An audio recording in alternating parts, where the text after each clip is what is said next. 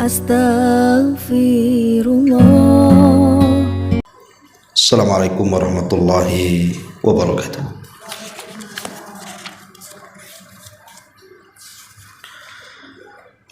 Alhamdulillah wassalatu wassalamu ala rasulillah wa ala alihi wa sahbihi wa mawalah wa la hawla wa la quwata illa billahi wa ba'du.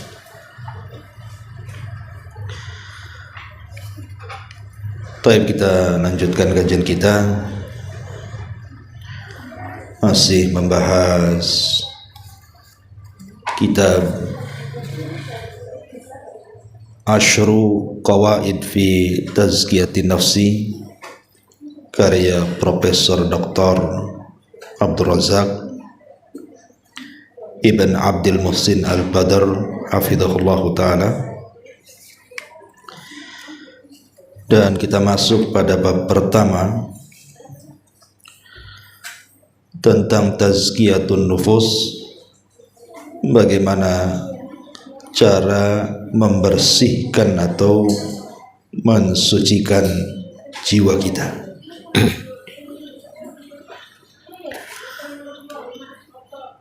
Ma'asyiral muslimat yang dimuliakan Allah Subhanahu wa taala, pada minggu yang lalu kita sudah menjelaskan tentang pentingnya tazkiyatun nafsi, membersihkan jiwa-jiwa. Karena sirrus sa'adah, kata ulama, rahasia bahagianya manusia terletak dalam hatinya. Begitu juga kebalikan daripada bahagia,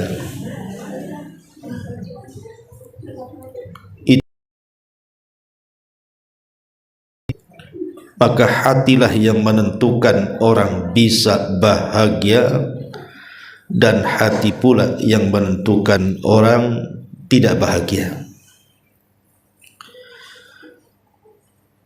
Makanya kenapa kemudian Nabi SAW mengatakan inna fil jasadi mudghah idza saluhat saluhal jasadu kullu. Inna fil jasadi mudghah, sesungguhnya dalam jasad manusia itu ada segumpal daging.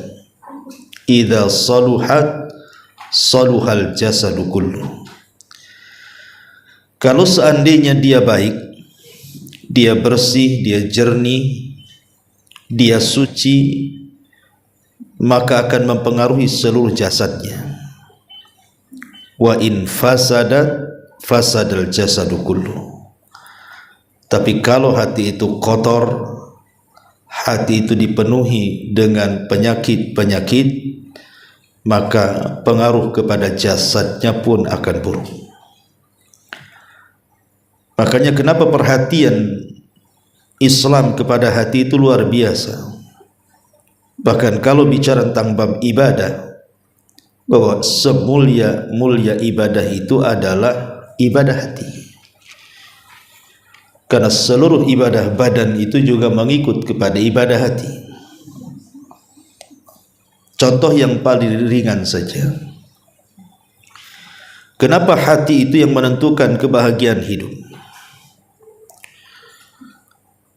Banyak sekali di masyarakat umumnya yang mereka jauh daripada iman, jauh daripada tauhid, hidupnya kacau. Ada masalah sedikit, stres, bingung, sedih, tidak tahu apa yang harus dilakukan. Terkadang kemudian terkeluar kata-kata yang menolak takdir, tidak redha dengan pemberian Allah Azza wa Jalla. Kenapa sampai kemudian seperti itu? Karena hatinya tidak bersih.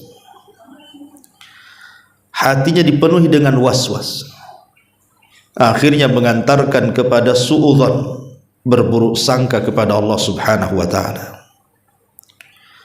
Makanya Imam Syafi'i rahimahullahu ta'ala, sebagaimana yang dinukilkan oleh Imam Ibnu Salah rahimahullahu ta'ala, ketika ditanya apa yang menyebabkan manusia itu berburuk sangka kepada Allah, sehingga kemudian terkadang ada orang yang menghina Allah, mencaci maki Allah, menyalahkan Allah. Kenapa si anu begini, kenapa saya tidak? Kenapa si fulan kok seperti itu, kenapa saya tidak? Dan begitu seterusnya. Maka Imam Syafi'i rahimahullahu ta'ala mengatakan, sebab terbesar orang itu berburuk sangka kepada Allah karena hatinya dipenuhi dengan was-was. Orang kalau hatinya terus was-was, maka dia tidak akan tenang menjalani hidup. Terkadang ada orang berpikir sesuatu sebelum terjadinya, Bu. Kan aneh itu. Belum terjadi tapi sudah stres dipikirkan. Macam mana anak saya besok? Macam mana sekolahnya? Macam mana kalau sudah besar kerjanya? Macam mana jodohnya? Dan begitu seterusnya. Atau kita sendiri kan berpikir dulu, bagaimana kalau seandainya besar? Kerja di mana, jodohnya siapa, nanti kalau sudah besar macam mana hidupnya, dan begitu seterusnya. Ngapain memikirkan sesuatu yang tidak terjadi? Sesuatu yang tidak terjadi itu hak mutlak milik Allah. Terkadang apa yang kita pikirkan tidak sebagaimana yang terjadi dalam kenyataan. Ada orang berpikir bahwa setelah lulus kuliah mungkin dia akan senang. Kemudian nanti kalau sudah bekerja makin senang. Kemudian nanti kalau sudah berkeluarga makin lagi senang. Kemudian nanti kalau sudah punya anak dan keturunan makin lagi senang. Kemudian kalau sudah tua menikmati hidup saja. Itu kan angan-angan. Siapa yang tidak ingin seperti itu kehidupannya? Tetapi kan itu hanya ada di angan-angan saja. Atau mungkin sebaliknya, yang dipikirkannya itu buruk semua tuh. Itu semua adalah was-was. Setan sengaja datang kepada kita untuk merusak hati kita. Tidak perlu kita terlampau banyak memikirkan sesuatu yang belum terjadi. Bahkan dalam kesehatan itu dijelaskan, kalau orang berpikir tentang penyakit, maka sesungguhnya dia sedang terserang penyakit. Orang kalau sudah terpikir musibah yang belum terjadi, nanti kalau saya sudah tua, kemudian saya sakit, siapa yang merawat saya? Siapa yang membiayai saya? Ibu masih muda, kenapa cerita tua? Emang sampai tua hidupnya? Orang yang memikirkan sesuatu yang belum terjadi dari musibah-musibah atau keburukan, hakikatnya dia itu sedang mengundang penyakit pada dirinya. Makanya Bu, kebanyakan hari ini orang yang terkena banyak penyakit badan itu, entah gula, kolesterol tinggi, darah tinggi, atau macam-macam lah penyakit-penyakit yang bahaya itu sebenarnya pangkalnya karena dari pikiran, dan pikiran itu dari hati, dan hati itu karena dipenuhi dengan was-was. Terlampau banyak was-was, memikirkan sesuatu yang belum terjadi, ataupun sedih dengan perkara yang sudah berlalu. Sudahlah hadapi yang sekarang kita sedang jalani. Karena kalau seandainya kita berpikir sesuatu yang terjadi itu belum tentu kita dapati. Tetapi kemudian stres kita berpikir hari ini itu sama dengan merebut kebahagiaan yang sedang kita lalui. Makanya kenapa kemudian bab ini penting sekali, karena ketika hati seseorang itu bersih, ketika hati seseorang itu suci, tidak ada kotoran, maka disitulah letak kebahagiaan. Lah di sini ada 10 perkara kiat-kiat untuk membersihkan jiwa Apa saja itu? Yang pertama, pengarang menyebutkan perkara yang paling penting dulu adalah mentauhidkan Allah. Beliau mengatakan di sini, tauhid merupakan tujuan utama Allah menciptakan kita. Hal ini sebagaimana disebutkan di dalam firman-Nya, wa ma khalaqtul jinna wal insa illa liya'budun. Dan tidaklah aku ciptakan jin dan manusia melainkan supaya mereka menyembahku, kata Allah. Az-Zariyat ayat 56. Kemudian juga pengarang mengatakan tauhid juga merupakan inti daripada dakwah para nabi dan rasul, sebagaimana disebutkan dalam surah An-Nahl 36, walaqad ba'atsna fi kulli ummatir rasulan ani'budullaha wajtanibut taghut. Dan sungguh kami telah mengutus rasul pada tiap-tiap umat ini untuk menyerukan sembahlah Allah dan jauhi sesembahan selain Allah alias taghut. Kemudian juga tauhid adalah kewajiban pertama yang harus dilakukan seorang ketika masuk ke dalam agama Islam.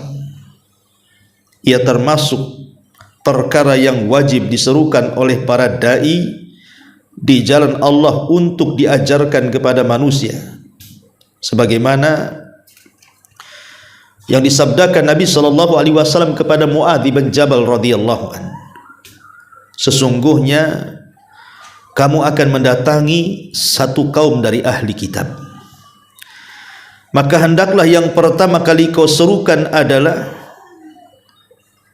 ajak mereka untuk mentauhidkan Allah subhanahu wa ta'ala. Kemudian juga Allah telah mengancam orang-orang yang tidak membersihkan jiwanya dengan tauhid dan keimanan dengan azab yang sangat pedih pada hari kiamat. Allah berfirman, wa wailun lil musyrikin alladzina la yu'tuna zakata wa hum bil akhirati hum kafirun. Dan celakalah dan kecelakaan besarlah bagi orang-orang yang musyrik, orang-orang yang mempersekutukan Allah, yaitu orang-orang yang tidak menunaikan zakat dan mereka kafir akan adanya kehidupan akhirat. Syekhul Islam Ibn Taimiyah rahimahullahu ta'ala mentafsirkan maksudnya adalah tauhid dan keimanan. Maksudnya zakat di sini bukan zakat dengan harta, tapi maksudnya adalah, kata Ibn Taimiyah, tauhid dan juga keimanan yang merupakan faktor kebersihan hati, karena tauhid menafikan sifat ketuhanan yang batil dari dalam hati manusia dan menetapkan sifat ketuhanan yang benar di dalam hati manusia, yaitu hakikat dari perkataan la ilaha illallah, tidak ada Tuhan yang berhak disembah kecuali Allah. Dan pada dasarnya inilah hal yang membersihkan hati. Kemudian Ibnul Qayyim menuturkan kebanyakan para ahli tafsir dari generasi salaf dan yang datang setelah mereka mengatakan tauhid adalah bersaksi bahwa tidak ada Tuhan yang berhak disembah kecuali Allah, serta keimanan yang menjadikan hati ini bersih, dan ia merupakan faktor utama kebersihan hati dan pengembangan diri. Kemudian tauhid merupakan faktor utama yang mensucikan hati dan membersihkan jiwa, sedangkan kesyirikan adalah penyebab utama yang menodai jiwa dan membinasakannya. Bahkan ia pembatal semua amal ibadah secara total, sebagaimana Allah mengatakan, laqad uhiya ilaika wa ilal ladzina min qablika la in asyrakta la yahbatanna amaluka wa la takunanna minal khasirin. Dan sesungguhnya telah diwahyukan kepadamu dan kepada nabi-nabi yang sebelummu, jika kamu menyekutukan Allah, niscaya semua amal ibadahmu akan batal dan tentulah kamu termasuk orang-orang yang merugi. Maka syirik merupakan dosa yang tidak akan Allah ampuni apabila pelakunya mati dalam kondisi tersebut. Ini berdasarkan firman Allah Subhanahu wa taala, sesungguhnya Allah tidak akan mengampuni dosa syirik, dan Dia mengampuni segala dosa selain syirik itu bagi sesiapa yang Ia kehendaki. Kemudian Allah Subhanahu wa taala juga mengharamkan sorga bagi setiap orang yang menyekutukannya dengan sesuatu yang lainnya. Sebagaimana Allah mengatakan, innahu man yusyrik billahi faqad harramallahu alaihil jannah wa ma'wahun naru wa malidh zalimin min ansar. Sesungguhnya orang-orang yang menyekutukan dengan Allah, maka pasti Allah mengharamkan padanya sorga dan tempatnya di neraka. Tidaklah ada orang atau tidak ada seorang penolong bagi orang-orang zalim tersebut, dan begitu seterusnya. Baik, kita jelaskan dulu. Ma'asyiral muslimat yang dimuliakan Allah Subhanahu wa taala, di sini muallif hafizahullah taala menjelaskan kepada kita tentang keutamaan tauhid dulu. Baru kemudian beliau menjelaskan bahwa tauhid itu adalah pembersih utama jiwa-jiwa kita. Pertama, beliau mengatakan bahwa tauhid ini merupakan tujuan utama Allah menciptakan kita. Harus diingat bahwa kenapa Allah menciptakan kita, kenapa Allah menciptakan jin dan manusia, tidak lain dan bukan semata-mata karena Allah perintahkan untuk mentauhidkannya. Itulah tujuan hidup diciptakan kita, mentauhidkan Allah Subhanahu wa taala, beribadah hanya kepada Allah.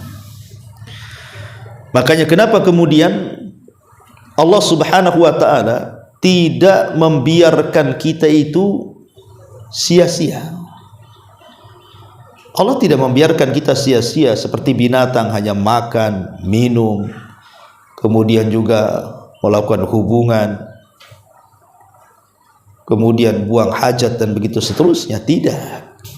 Bahkan bukti Allah Subhanahu wa taala tidak membiarkan kita itu dengan mengutus para nabinya. Untuk apa? Untuk menjelaskan kepada kita bagaimana memperkenalkan Allah Subhanahu wa taala kepada kita. Bagaimana kita ini mampu berjalan menuju Allah Subhanahu wa taala, Tuhan yang sudah dikenalkan kepada kita, dan menjelaskan tentang apa balasannya. Sebagaimana dikatakan Imam Ibnul Qayyim rahimahullahu taala, tujuan diutusnya Nabi kepada kita itu dalam 3 hal. 1, memperkenalkan Allah kepada kita dengan rububiyahnya, dengan uluhiyahnya, dengan nama dan sifatnya. Baru setelah itu menjelaskan bagaimana cara kita mendekatkan diri kepada Tuhan kita. Dijelaskan tentang sholat, tentang puasa, tentang zakat, baca Quran, dzikir, al-amru bil ma'ruf wan nahyu anil munkar, dan ibadah-ibadah yang lainnya. Baru kemudian dijelaskan inilah akibatnya. Inilah yang akan diterima orang-orang yang beriman adalah sorga, dan inilah akibat yang akan diterima orang-orang kafir, neraka. Itulah 3 tugas Nabi yang diutus Allah Subhanahu wa taala kepada kita. Lah salah satunya adalah mengenalkan Allah kepada kita alias tauhid. Ya. Ma'asyiral muslimat yang dimuliakan Allah Azza wa Jalla. Kemudian juga tauhid dijelaskan di sini kewajiban pertama. Kewajiban pertama, bahkan bukan hanya kewajiban pertama, kewajiban terakhir. Pertama dan terakhir tauhid itu. Karena orang masuk ke dalam Islam dengan tauhid, dan orang keluar dari bumi juga dengan tauhid, baru orang itu akan bahagia.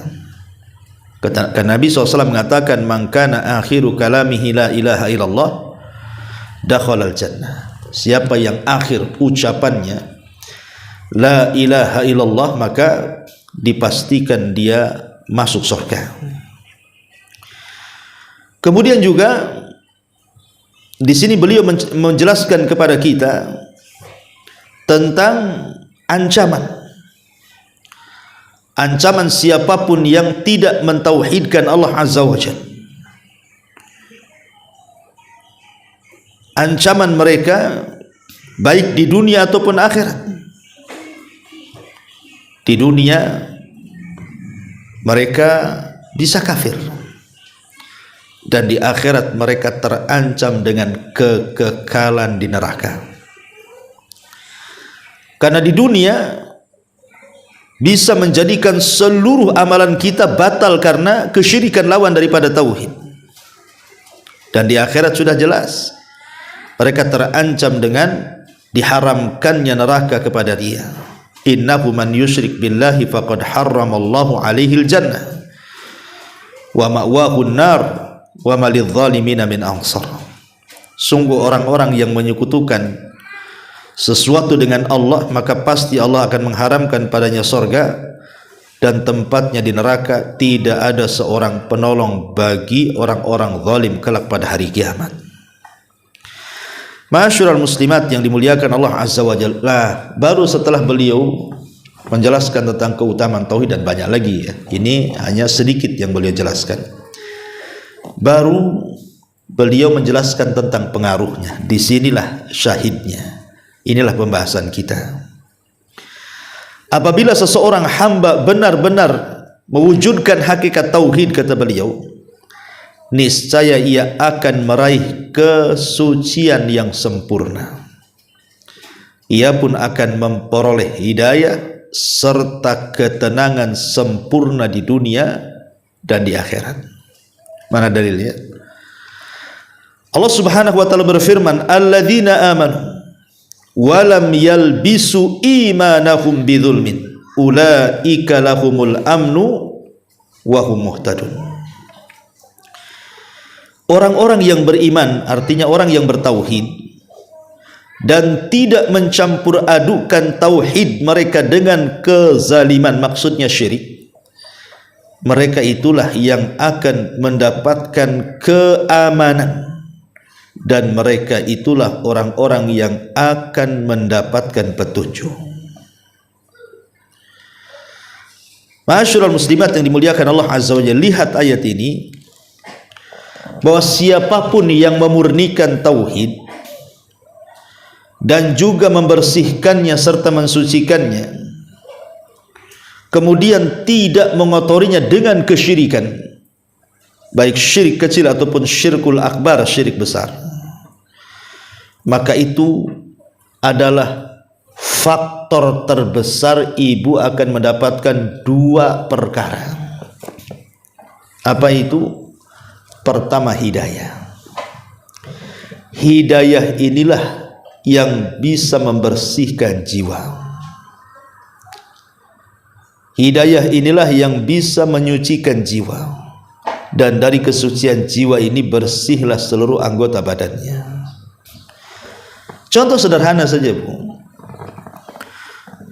Biasanya kan kalau ada tetangga yang masih mungkin omongannya masih kasar, masih suka mencaci, mencela, menggibah, menghina, membuli, memfitnah, atau apalah istilahnya. Terkadang kita mengatakan, yang kita lah yang sudah ngaji gitu ya, yang sudah hijrah, apa katanya? Yalah, wajar dia belum dapat hidayah dia ngomong gitu Bu ya.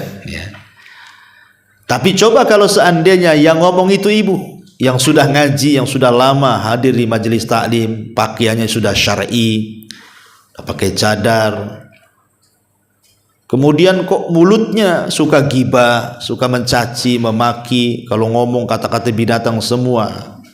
Kira-kira nih omongan orang awam ke ibu apa tuh? Ya pasti terbalik kan, Bu. Kalau kita ngomong sama mereka, ya wajarlah mereka belum dapat hidayah. Ini kita balik nih, ibu yang ngomong kayak gitu, kira-kira omongan mereka ke kita gimana? Apalah itu katanya, katanya udah bercadar, ngaji rajin, kok mulutnya kayak gitu tuh kan, itu kan, malah terbalik gitu kan, Bu. Ya, karena Kenapa kemudian muncul ucapan seperti itu? Karena harusnya kalau orang sudah dapat hidayah, itu membersihkan semuanya. Kalau orang sudah dapat hidayah kan bersih, yang tadinya ngomong kotor tak jadi ngomong kotor. Yang tadinya suka mengumpat tidak jadi ngumpat, yang tadinya suka melaknat tidak melaknat. Yang tadinya suka ngomong binatang ya berhenti kan begitu. Karena apa? Ada hidayah. Hidayah yang kemudian menggerakkan hatinya untuk terus berbuat baik. Dan itulah jalan yang paling utama orang itu bisa membersihkan hati. Hidayah itulah yang membersihkan hati. Taufik dari Allah Subhanahu wa taala. Ini contoh ringan saja kan gitu. Atau mungkin contohnya umpamanya, biasanya mungkin waktu belum dapat hidayah, ada orang yang mencari rizki itu tidak pandang bulu tuh. Persis seperti sabda Nabi SAW, sayati alaikum zaman, akan datang kepada kalian zamannya, la yubalil mar'u bima akhadal mal. Orang itu sudah tidak peduli bagaimana caranya dia cari harta, apakah dengan cara halal ataukah dengan cara haram, enggak peduli. Yang penting pikirannya dan hatinya itu bagaimana kaya dan kaya, bagaimana caranya dapat uang dan dapat uang, bagaimana caranya senang dan bahagia menurut hawa nafsunya. Tapi lambat laun hidayah menyapa hatinya, mulai terpikir dosa, mulai terpikir siksa, mulai terpikir neraka. Akhirnya mulai itu sedikit-sedikit, malas ini riba, nggak mau kan itu. Ini horor, nggak mau. Ini zalim, nggak mau.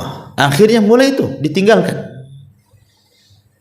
Lah hidayah inilah yang menggerakkan kita, akhirnya kita mulai memperbaiki muamalah kita sedikit demi sedikit itu. Mulai meninggalkan yang haram-haram, yang riba-riba itu sudah mulai itu ditinggalkan dia. Siapa yang menggerakkan untuk meninggalkan ini? Hidayah, taufik dari Allah. Dulu mungkin ibu masih awam, masih nggak kenal tentang haramnya aurat, ya kan, berdosanya orang membuka aurat. Oh ya biasa-biasa saja. Kalau ke mall itu yang ditengok ya pakaian yang robek-robek itu, Bu. Ini bagus nih, cantik nih kan itu. Ini seksi nih. Ini gaya 2030 nih, kalau udah keluar sekarang nih. Jadi terpikir itu untuk beli tuh, karena belum tahu bahwa orang yang menampakkan aurat itu dosa. Atau sudah tahu tapi nggak yakin kan begitu. Akhirnya ya biasa-biasa saja dia. Malah sengaja dandan cantik-cantik di kacanya itu, kemudian keluar rumah memang ingin menampakkan itu kepada manusia. Tapi kemudian setelah taufik datang, menyapa hati ibu, mulailah jernih hati ibu itu, mulailah bersih hati ibu itu. Oh, tidak boleh menampakkan aurat itu berdosa. Ini namanya dosa jariah ini. Kalau 100 laki-laki memandang aurat kita, berarti 100 itu ditanggung pula dosanya sama saya katanya. Mulai takut dia. Mulai kemudian ditutup dan begitu seterusnya. Lah siapa yang menggerakkan kemudian ibu menutup aurat itu? Hidayah Allah, itulah taufik. Dan begitu seterusnya contohnya. Lah hidayah ini salah satu yang terbesar bisa kita raih adalah dengan cara tidak mencampur adukan keimanan dengan kezaliman, atau dengan kata lain tidak mencampurkan tauhid dengan kesyirikan. Ini yang pertama. Kemudian yang kedua, akan mendapatkan keamanan. Selain mendapatkan hidayah, hidupnya juga akan aman, akan tenang, tentram, damai. Jadi orang yang bertauhid itu, Bu, di dunia itu memang Allah Subhanahu wa taala berikan keamanan yang luar biasa. Kenapa? Orang yang bertauhid itu tidak pernah takut kepada Allah, kepada selain Allah Subhanahu wa taala. Dan biasanya orang yang kuat tauhidnya itu, maka hidupnya itu akan stabil. Tidak akan goyah hatinya itu. Ujian apapun yang menimpa dia itu, dia tidak akan stres, dia tidak akan bingung, dia tidak akan sedih. Kenapa? Karena orang yang bertauhid itu diberikan keamanan langsung oleh Allah Azza wa Jalla. Dengan cara apa?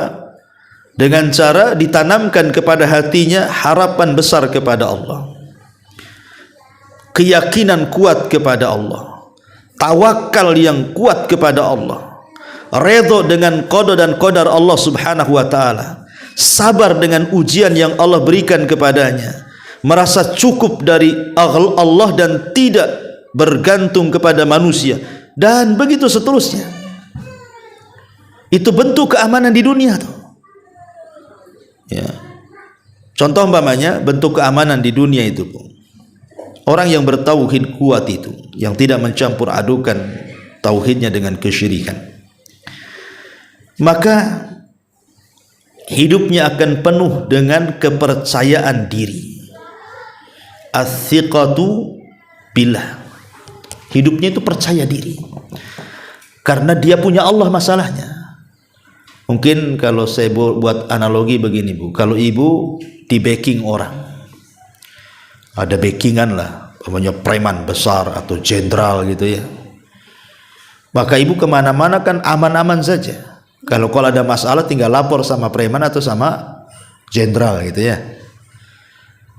Itu sesama makhluk tuh. Padahal belum tentu juga preman bisa nolong ibu, belum tentu jenderal juga bisa menolong ibu kan. Tapi kan ada keamanan tuh. Bagaimana kalau seandainya yang ibu jadikan sandaran untuk kehidupan ibu adalah zat yang maha kuat, tidak ada makhluk yang bisa menyakitinya, bahkan dia bisa menyakiti semua makhluknya. Zat yang maha kaya, zat yang maha perkasa, zat yang maha segala-galanya. Oh, tentu kan kita lebih kuat lagi kan, Bu, backingnya. Otomatis kita lebih aman lagi. Itulah yang disebut dengan thiqatun billah namanya, kepercayaan yang mantap kepada Allah Subhanahu wa taala.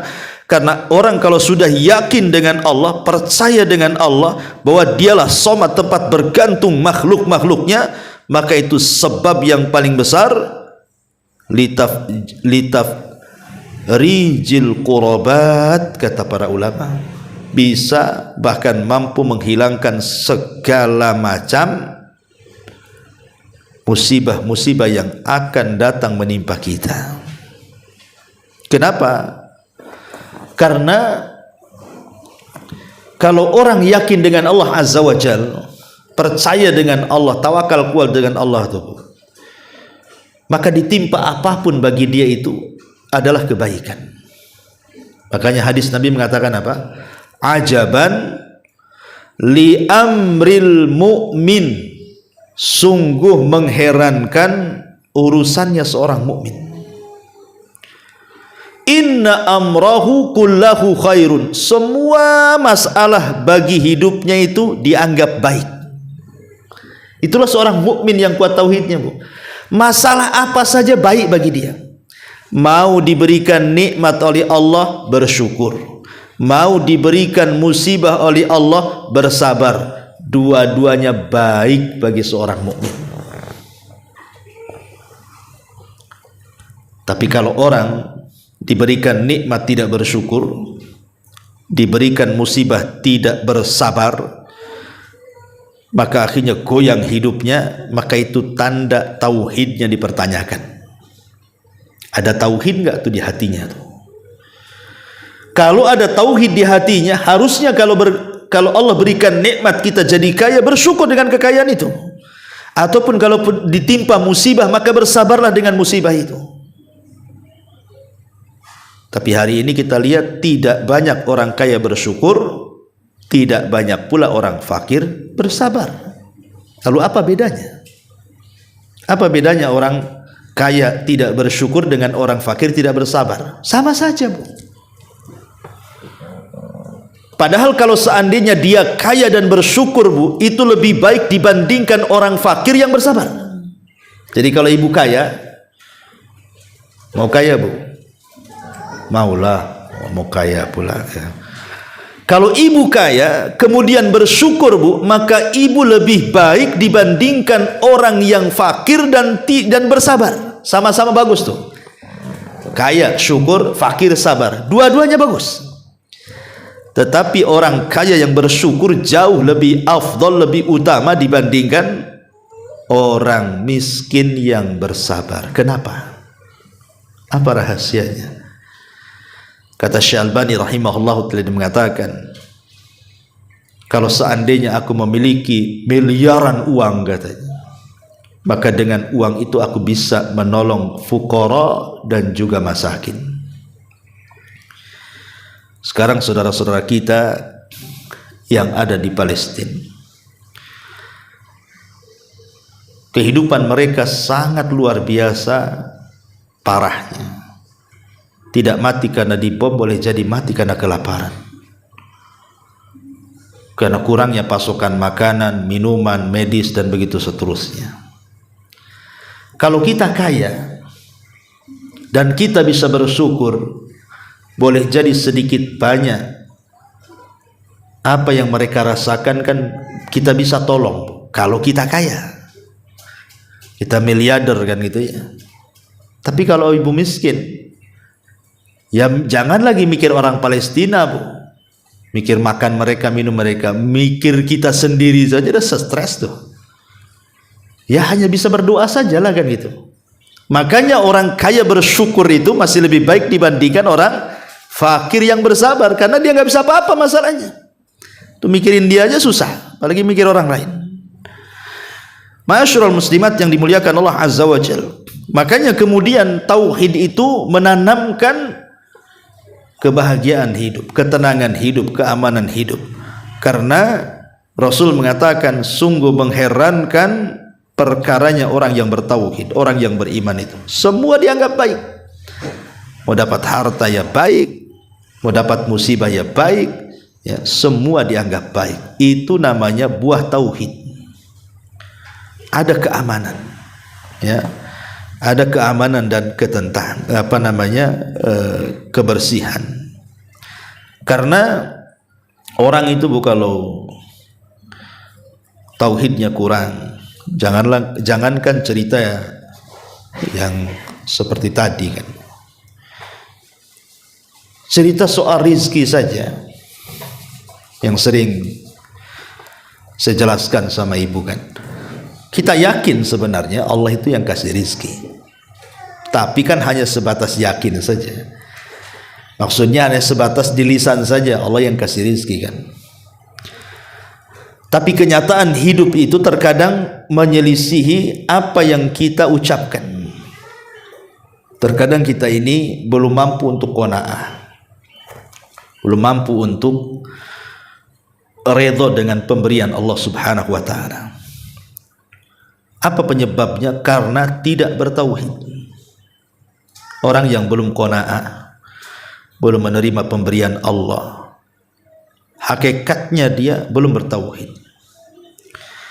Kalau dia bertauhid kepada Allah Azza wa Jal, yakin bahwa rizki itu sudah dibagi-bagi, bahwa kesenangan itu sudah dibagi-bagi, kebahagiaan itu sudah dibagi-bagi, dan Allah tahu cara memberinya, karena Allah tahu kemaslahatan kita, mungkin kita akan tenang.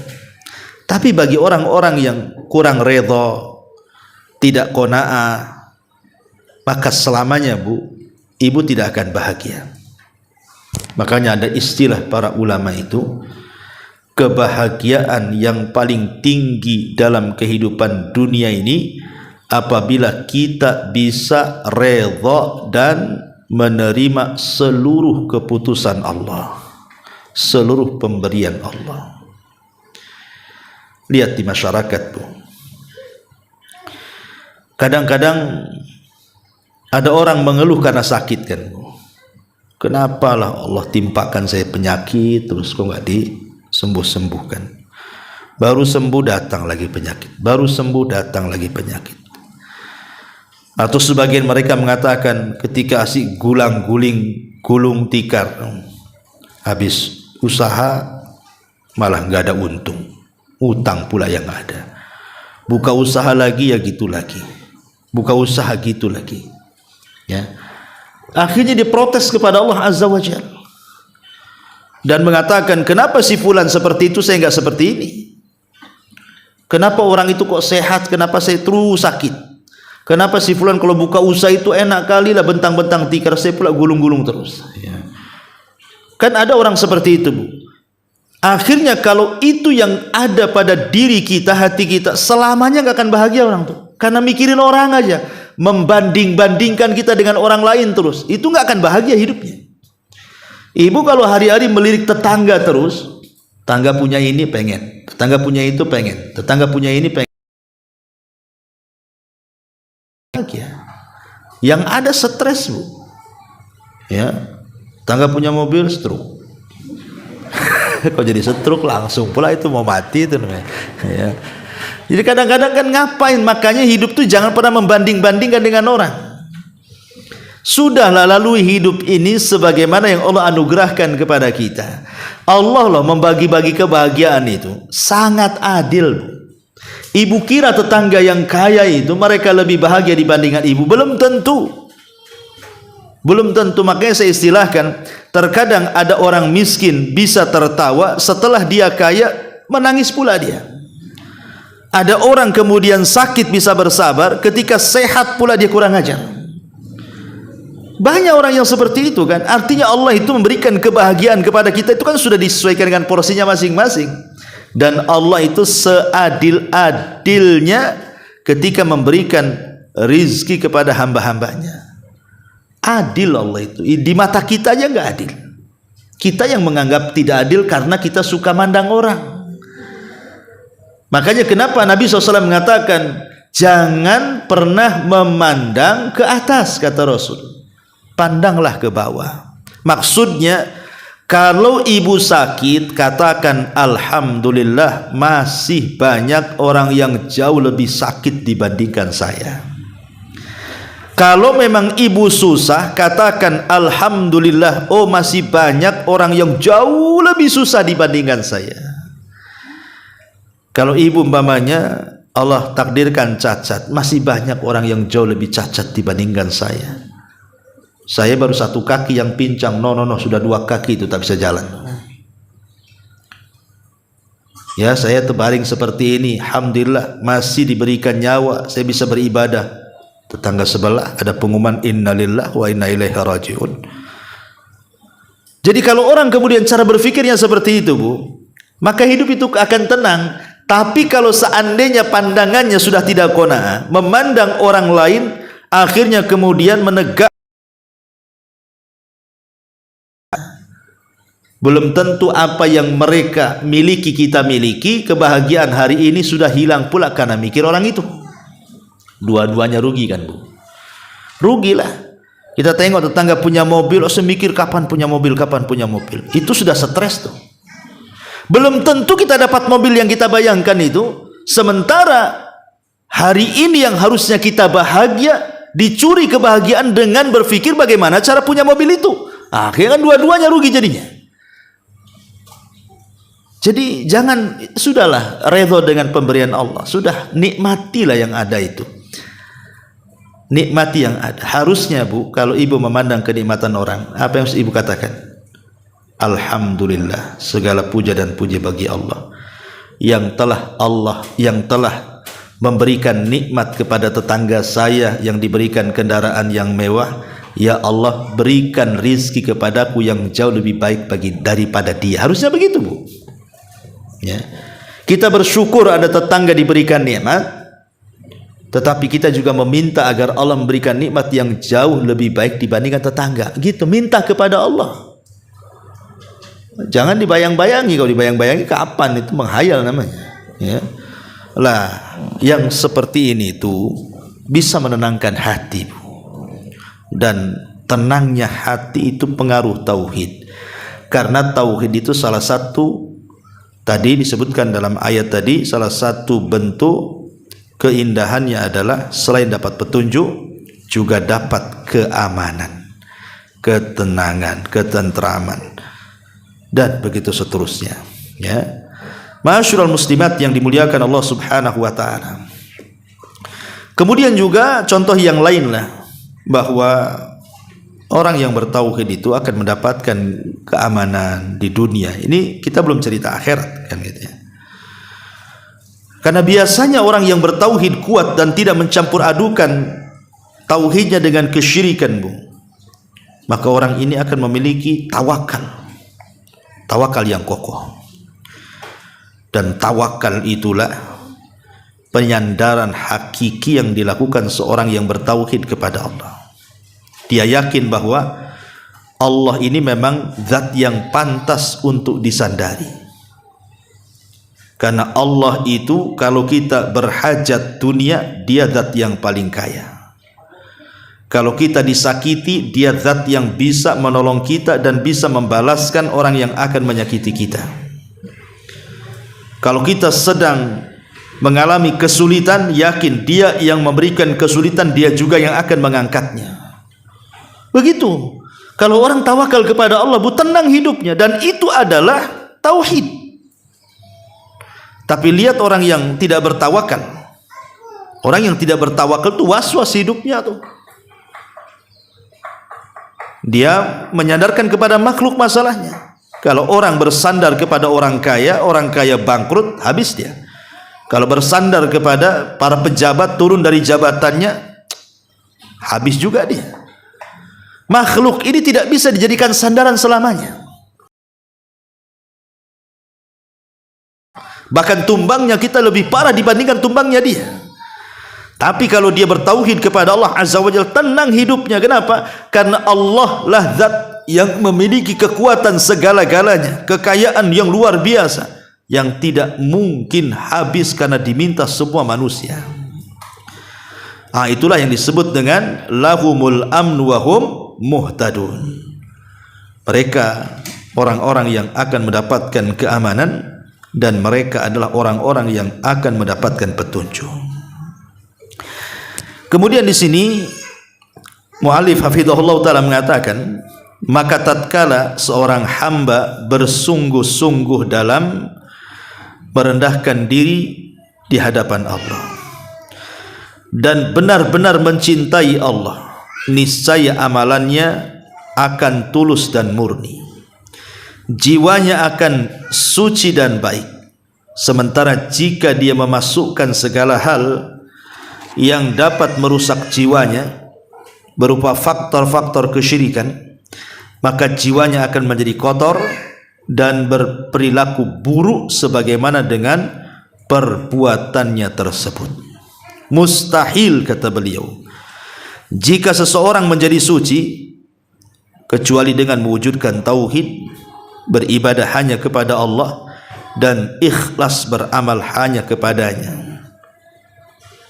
Ma'asyiral muslimat yang dimuliakan Allah Azza wa Jalla, lihat orang-orang yang mungkin tidak mau mempelajari tauhid,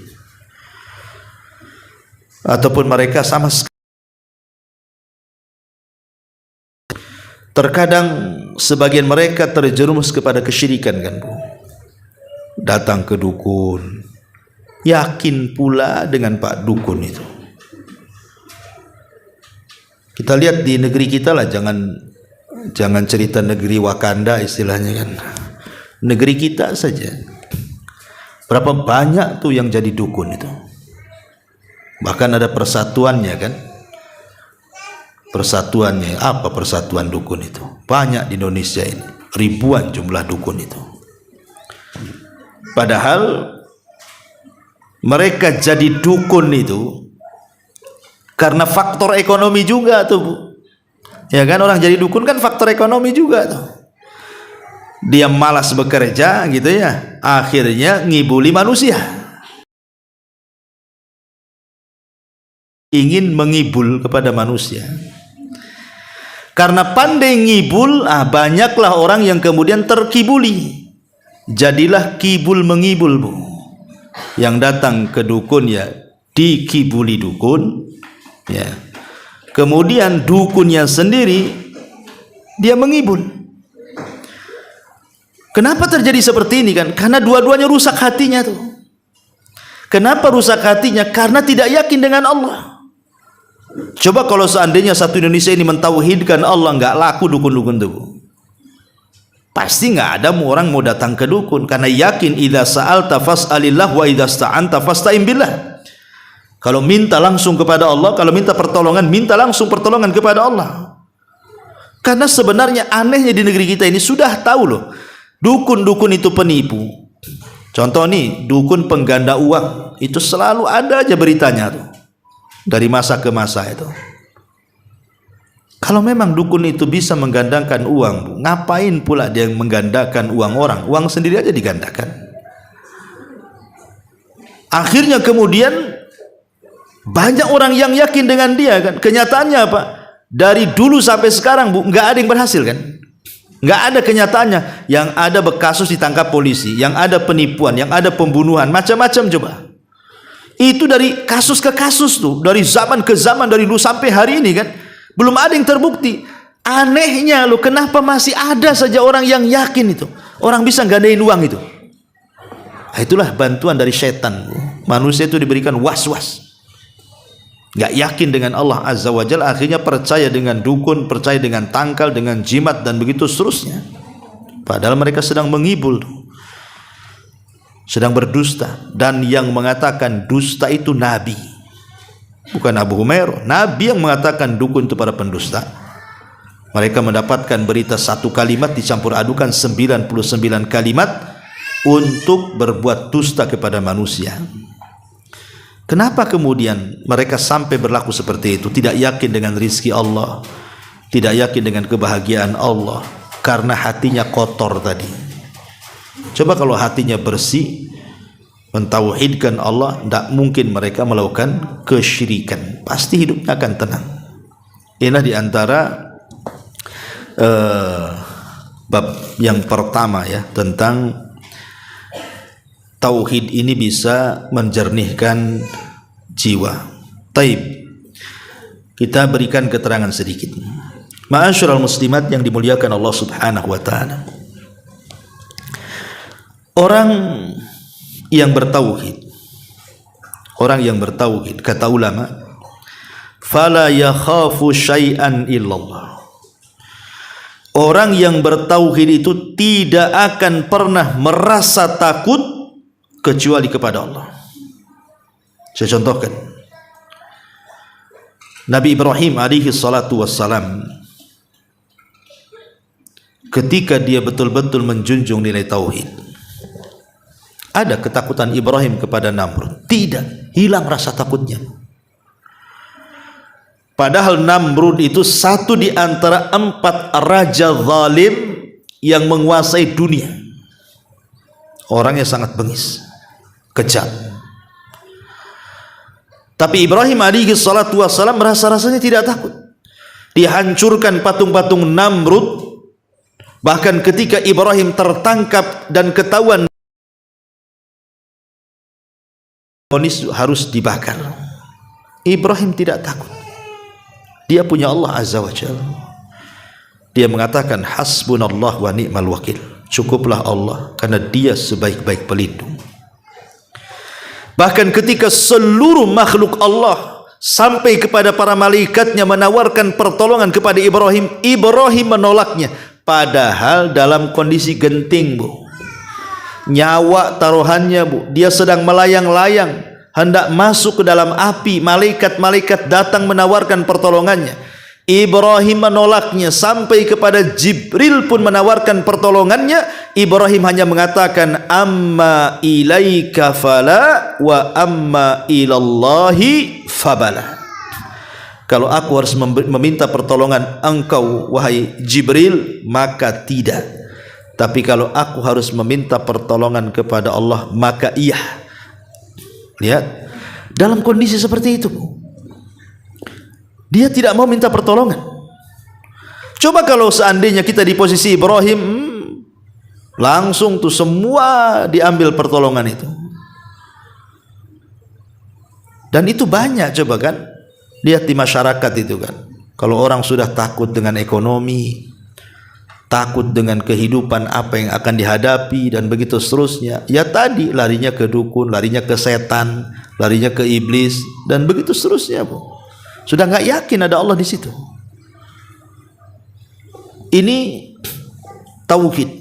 Kalau orang sudah bertauhid, maka dia tidak. Kemudian orang yang bertauhid itu, orang yang bertauhid di antara fadilahnya adalah ijtima'ul qulub. Wa bidzalika yaqwal muslimun. Dengan tauhid itu bisa menguatkan hati, bisa mengukuhkan persaudaraan antar muslim satu dengan muslim yang lainnya. Dan Allah mengatakan wa'tasimu bihablillahi jami'a. Berpegang teguhlah dengan tali Allah, tauhid, ya.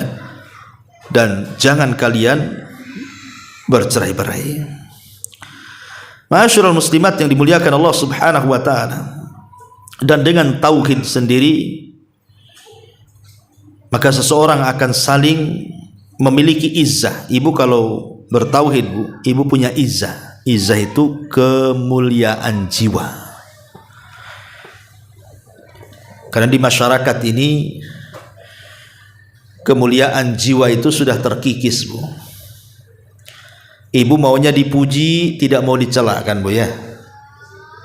Kalau dicela sedikit tuh kayaknya langsung murung, digibah sedikit langsung murung, difitnah sedikit langsung anjlok, kan gitu ya. Kenapa, Ibu? Karena tidak ada tauhid, tidak ada izzah, tidak ada kemuliaan. Bu, kalau ada orang yang memuji Ibu, alhamdulillah, nikmati pujian itu, Bu. Tapi jangan sampai ria. Jangan sampai besar kepala. Ya, nikmati saja. Alhamdulillah, saya masih dianggap baik. Alhamdulillah, masih ya, dipuji orang gitu ya, karena saya memang nggak pernah berbuat jahat gitu ya. Tapi kalau dicela orang, Bu, Ibu nikmati celaan itu dengan cara menjauhi orang yang mencelanya. Ibu harus punya izzah. Izzah itu kehormatan. Ngapain saya harus terhina dengan ucapan orang? Harus rendah dengan ucapan orang? Ngapain? Ibu harus punya izzah, kehormatan. Kalau orang itu memuji kita, nikmati pujiannya. Tapi kalau orang itu mencela kita, maka tetap kita di atas izzah, kemuliaan. Jauhi orang itu. Selesai. Itulah orang bertauhid itu. Ini enggak, kalau dipuji ngembanglah telinga, hidung, kepala gitu. Ketika dicela, semua jadi kecil. Telinga, hidung kecil semua. Ya. Langsung ngurung diri, nggak mau keluar. Kenapa nggak mau keluar? Malas katanya. Sambil nangis, malas katanya. Ngapain? Ya, itu ucapan orang itu, Bu, nggak akan mengurangi rizki kita kok. Apakah ucapan itu mengambil rizki kita? Tidak ada. Ucapan orang itu tidak mungkin mengambil umur kita. Terkadang yang mencela itu lebih duluan mati daripada yang dicela, Bu. Terkadang orang yang hina kemiskinan kita, lambat laun kita pula kaya, dia miskin. Banyak terjadi. Bisa saja dunia ini terbalik-balik, Bu. Nah, jadi tauhid itu akhirnya menanamkan izzah, kemuliaan. Dan dengan kemuliaan itulah tenang hati kita, karena bersih hatinya, ya. Wallahu alam. Ini di antara poin yang pertama, satu-satunya. Taib, sebelum saya tutup, silahkan kalau ada yang bertanya.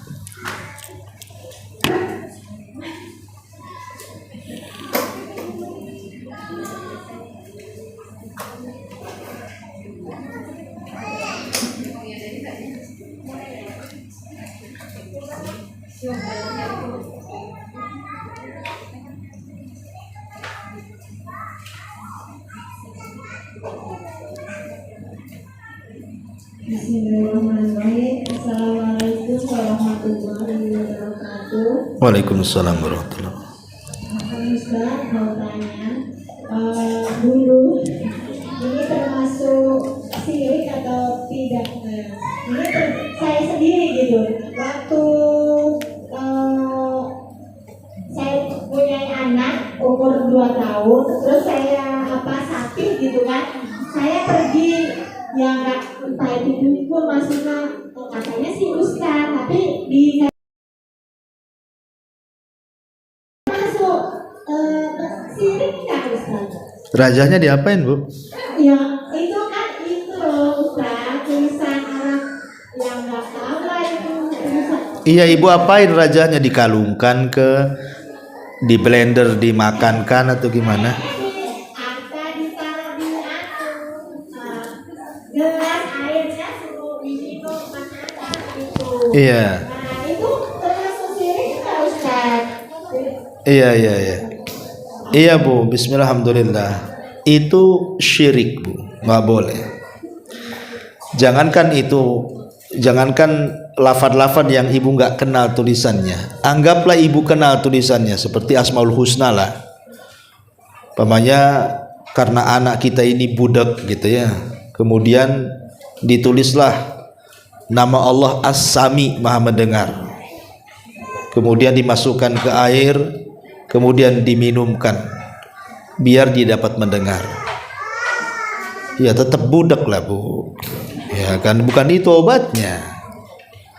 Atau umpamanya orang buta, ditulislah nama Allah Al-Basir, Maha Melihat, dimasukkan ke air kemudian dikucek-kucek matanya, ya nggak akan melihat. Bukan itu obatnya kok. Karena bukan begitu cara pengobatan kan itu. Jadi apa yang ibu lakukan, datang ke orang pinter, padahal nggak pinter sebenarnya bu, ya. Padahal nggak normal tuh, ya. Jadi orang-orang kayak seperti ini bu, itu tukang kibul sebenarnya. Saya katakan itu tukang kibul. Ibu dikasih raja-raja, dimasukkan ke air, ngapain kan bu, ya bu. Jadi makanya kalau memang kita punya anak nampak sakit, diruqyah saja sendiri bu, ruqyah mandiri, nggak usah datang ke dukun.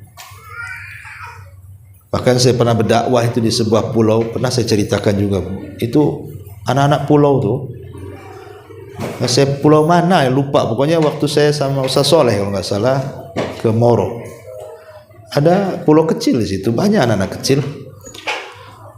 Rata-rata anak-anak kecil itu pakai gelang ini, benang kuning.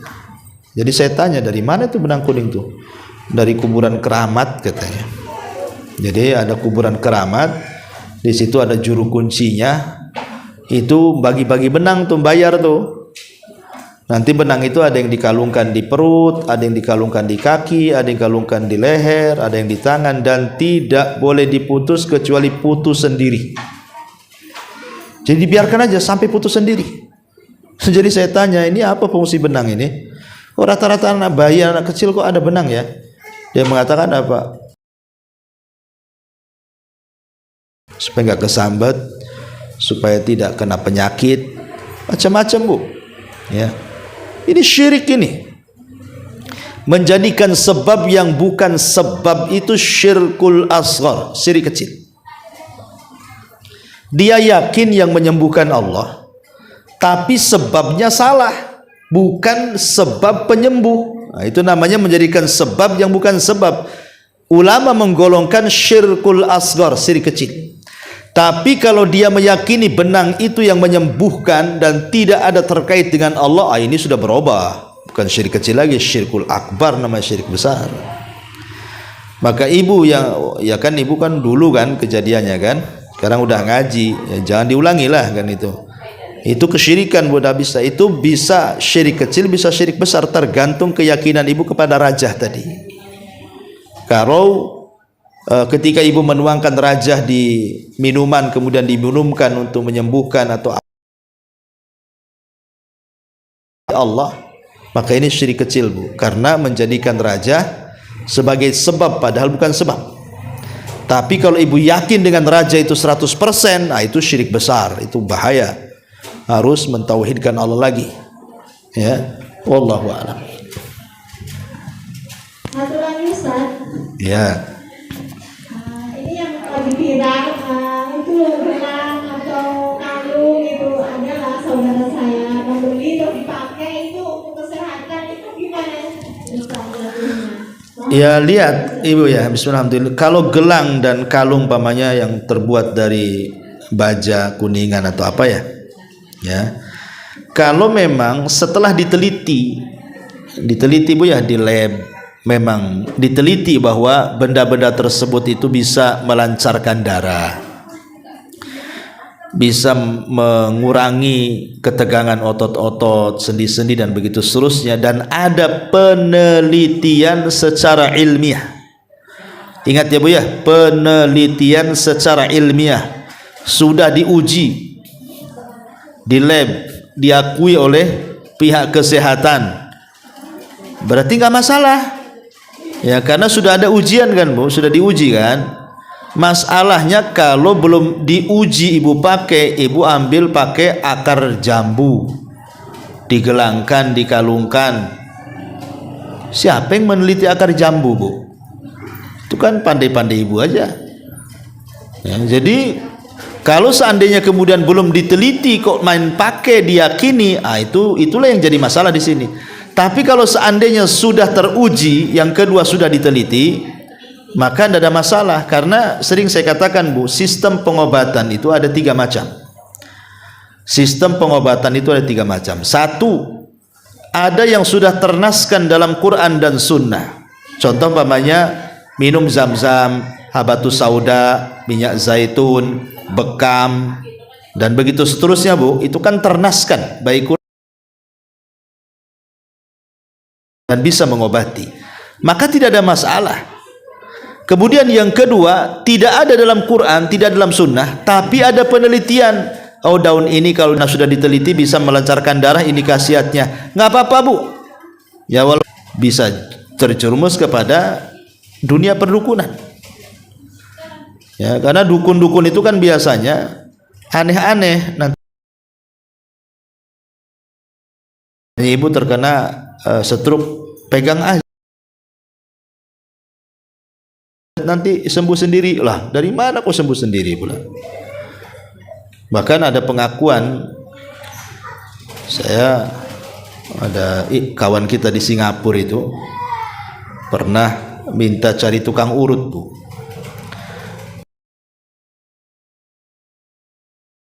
Nggak sebut namanya, tolonglah carikan itu orang Singapura di hotel pegel-pegel, tolong carikan tukang urut yang bagus, kata saya.